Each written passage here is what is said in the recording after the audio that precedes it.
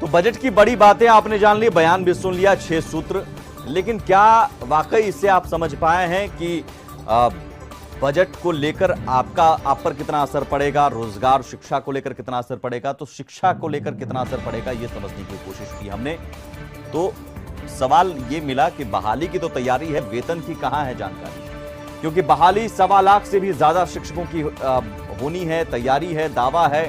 छठे चरण में तो 42,000 शिक्षकों को नियुक्ति पत्र मिल भी रहा है, लेकिन सवाल है कि क्या उन्हें वेतन देने के लिए, उन पर होने वाले खर्च के लिए प्रावधान किया गया, शिक्षा विभाग का बजट बढ़ाया गया उस हिसाब से, और शिक्षा को लेकर पहले से ही स्थिति जब खराब है बिहार में, क्या उसे आगे लाने के लिए बिहार सरकार ने कोई विशेष प्रावधान किए हैं शिक्षा विभाग के बजट को लेकर? जवाब निराशा भरा ही लगता है। ये रिपोर्ट देखिए, समझ जाइए। शिक्षकों की नियुक्ति का ये दौर लंबा चलेगा। अभी तो छठे चरण की नियुक्ति चल रही है, इसी में कुछ जगह का बाकी है या कहीं कहीं पर शिकायत के कारण उसकी जांच चल रही है। तो जहां नहीं पूरा हुआ वहां तो पहले हम छठे चरण को पूरा कराएंगे, और एक बार छठे चरण की नियुक्ति की प्रक्रिया पूरी हो जाती है, फिर हम लोग 7वें चरण की प्रक्रिया आरंभ करेंगे। 1.25 लाख से ऊपर शिक्षकों की नियुक्ति करेंगे, उसमें से लगभग 42,000 से अधिक लोगों का चयन हो गया है, जो आप सबको पता होगा कि पिछले करीब हम समझते हैं 3-4 दिनों से उनको नियुक्ति पत्र दिया जा रहा है। एक तरफ तो शिक्षा मंत्री विजय चौधरी 1.25 लाख शिक्षकों की नियुक्ति की तैयारी का दावा कर रहे हैं, छठे चरण के बाद 7वें चरण की नियुक्ति की प्रक्रिया जल्द शुरू करने का दावा है, लेकिन सवाल है कि क्या नए बहाल होने वाले 1.25 लाख शिक्षकों के लिए सरकार के पास बजट है? सवाल के जवाब के लिए लोगों की नजरें टिकी थी सोमवार को पेश हुए बजट पर, और जब बजट पेश किया गया तो सवाल के जवाब में निराशा ही हाथ लगी। जवाब समझने के लिए सुनिए वित्त मंत्री तारकिशोर प्रसाद का यह बयान। वर्ष 2022-23 में 6 सूत्रों का बजट प्रस्तुत किया जा रहा है। यह 6 सूत्र हैं जो मानव जीवन से जुड़े हुए हैं और राज्य के विकास में उसकी बड़ी भूमिका है। एक स्वास्थ्य, दूसरा शिक्षा, तीसरा उद्योग एवं उद्योग में निवेश, चौथा कृषि एवं संबद्ध क्षेत्र, पांचवा आधारभूत संरचना ग्रामीण एवं शहरी एवं विभिन्न वर्गों का कल्याण। इन 6 सूत्रों पर वर्ष 2022-23 में मुख्य केंद्र रहेगा। सोमवार को वित्त मंत्री तारकिशोर प्रसाद ने बजट आकार में 19,000 करोड़ की बढ़ोतरी के साथ 2,37,691 करोड़ का बजट पेश किया।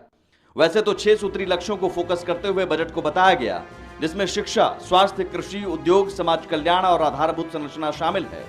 लेकिन आंकड़ों की बाजीगरी में वित्त मंत्री ने यह नहीं बताया कि वो नए नियुक्त शिक्षक और आने वाले दिनों में नियुक्त होने वाले 1.25 लाख शिक्षकों को वेतन कहां से देंगे। ये सवाल इसलिए क्योंकि हर साल की तरह इस साल भी भले ही बजट का सबसे ज्यादा हिस्सा शिक्षा पर खर्च किया जाएगा, लेकिन ये सुनने में सिर्फ अच्छा लगता है। हकीकत में पिछले साल के मुकाबले शिक्षा विभाग के बजट में कंजूसी ही बढ़ती गई। वर्ष 2022-23 के लिए राज्य सरकार ने शिक्षा के क्षेत्र में नवाचार, गुणात्मक तथा आधारभूत संरचना को मजबूत करने के लिए सर्वाधिक बजट तथा आधारभूत संरचना अधिशा को मजबूत करने के लिए सर्वाधिक बजट यथा 39,191 करोड़ 87 लाख रुपए का प्रावधान किया है। जरा आंकड़ों के जरिए समझिए कैसे बिहार में शिक्षा विभाग के बजट में कंजूसी बढ़ती गई। पिछले साल 2021-22 बजट में शिक्षा विभाग के लिए 38,035 करोड़ का प्रावधान किया गया था, जबकि 2022-23 के बजट में शिक्षा विभाग को 39,091 करोड़ दिए गए हैं। यानी शिक्षा विभाग के बजट में पिछले साल के मुकाबले सिर्फ 1,156 करोड़ की बढ़ोतरी हुई है। इसे अगर दूसरे नजरिए से देखें तो शिक्षा के बजट में कटौती ही की गई है। 2021-22 में 2,18,000 करोड़ के बजट में 17% हिस्सा शिक्षा के लिए, जबकि 2022-23 में 2,37,000 करोड़ के बजट में 16.5% हिस्सा शिक्षा के लिए है। मतलब प्रतिशत में देखें तो शिक्षा के बजट में पिछली बार के मुकाबले 0.5% कटौती ही हुई है। ये कटौती तब की गई जब छठे चरण के तहत 42,000 नए शिक्षकों की नियुक्ति की जा रही है, जिनके वेतन पर राज्यांश मद से 40% का खर्चा राज्य सरकार को देना होगा, जिस पर लगभग 1100 करोड़ खर्च होने का अनुमान है। छठे चरण में माध्यमिक और उच्च माध्यमिक शिक्षकों के 32,714 पदों पर नियुक्ति बाकी है। वहीं छठे चरण में प्राथमिक शिक्षकों के 47,000 से ज्यादा और माध्यमिक उच्च माध्यमिक शिक्षकों के लगभग 25,000 पद खाली रह जाएंगे, जिसे सातवें चरण की बहाली में जोड़ा जा सकता है। यानी आने वाले दिनों में 1,04,714 शिक्षकों की बहाली होनी है, जिसमें प्राथमिक शिक्षकों के 47,000 शिक्षकों के वेतन के लिए करीब 1,600 करोड़ की जरूरत होगी। यानी छठे चरण और सातवें चरण के कुल 89,000 शिक्षकों के वेतन के लिए करीब 2,700 करोड़ की जरूरत होगी। वहीं छठे और सातवें चरण के तहत माध्यमिक और उच्च माध्यमिक शिक्षकों के कुल 57,714 शिक्षकों के वेतन के लिए करीब 2,800 करोड़ की जरूरत होगी। यानी आने वाले दिनों में नए बहाल होने वाले कुल 1,46,714 शिक्षकों के वेतन के लिए करीब 5500 करोड़ की अतिरिक्त जरूरत होगी। यानी पिछले बजट 38,000 करोड़ के अलावा 5500 करोड़ सिर्फ नए शिक्षकों के वेतन के लिए ही चाहिए, लेकिन बजट में सिर्फ 1,156 करोड़ की बढ़ोतरी हुई है, जबकि शिक्षा विभाग के 39,191 करोड़ में 7,910 करोड़ सिर्फ स्कूल निर्माण पर खर्च करने का प्रावधान किया गया है। शिक्षा राज्य में शिक्षा के क्षेत्र में नवाचार सुधार किए गए हैं। राज्य सरकार द्वारा माध्यमिक विद्यालय विहीन पंचायतों में कुल 6,298 उत्क्रमित एवं 9 स्थापित, उच्च माध्यमिक विद्यालय के भवन निर्माण हेतु 7,530 करोड़ 42 लाख रुपए की स्वीकृति प्रदान की गई है। राज्य के माध्यमिक विद्यालय विहीन पंचायतों में स्थापित उच्च माध्यमिक विद्यालयों में एवं राज्य के कृत प्राथमिक विद्यालयों में प्रधान शिक्षक के पद के सृजन की स्वीकृति दी गई है। यानी स्कूल निर्माण को छोड़ दें तो शिक्षा विभाग के पास 31,281 करोड़ की बचता है, जिसमें मौजूदा 3,83,000 शिक्षकों के वेतन देने और बाकी खर्च का भी प्रावधान है। सवाल है कि नए बहाल होने वाले शिक्षकों के लिए बजट में प्रावधान क्यों नहीं किया गया? आखिर नए बहाल होने वाले करीब 1,42,000 शिक्षकों को वेतन कहां से देगी सरकार? क्या नए शिक्षकों के वेतन देने को लेकर राज्य सरकार के पास कोई योजना है? ये सवाल इसलिए भी अहम हो जाते हैं क्योंकि पहले से ही नियुक्त 4.25 लाख शिक्षकों को वेतन देने में 2 से 3 महीने की देरी हो रही है।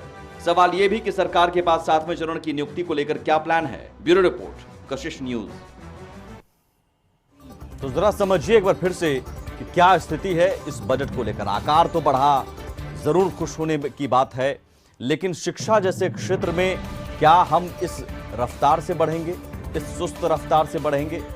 वो भी तब जबकि करीब 3 लाख से ऊपर शिक्षकों के पद खाली हैं और शिक्षा के मामले में बिहार अभी भी पिछड़ा है।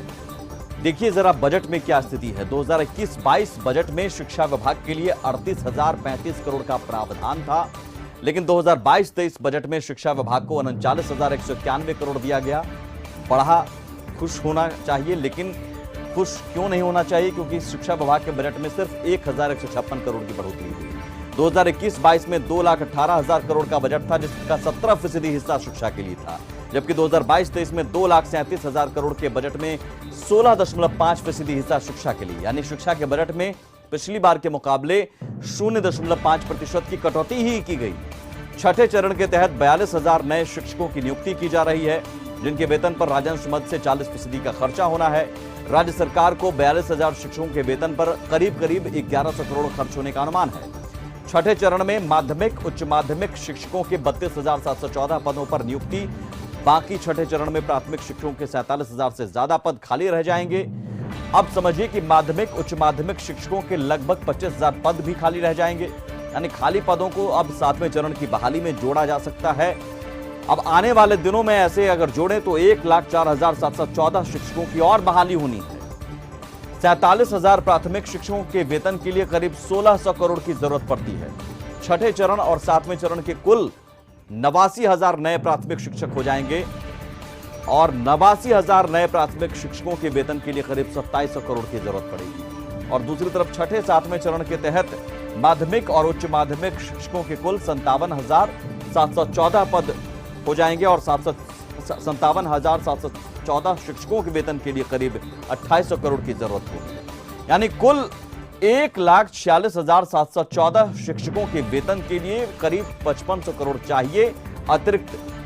लेकिन पिछले बजट 38,000 करोड़ के अलावा ये चाहिए, लेकिन बढ़ोतरी कितनी हुई? सिर्फ पिछले बजट के मुकाबले सिर्फ 1,156 करोड़ की बढ़ोतरी हुई है बजट में, और वो भी 0.5% की बढ़ोतरी।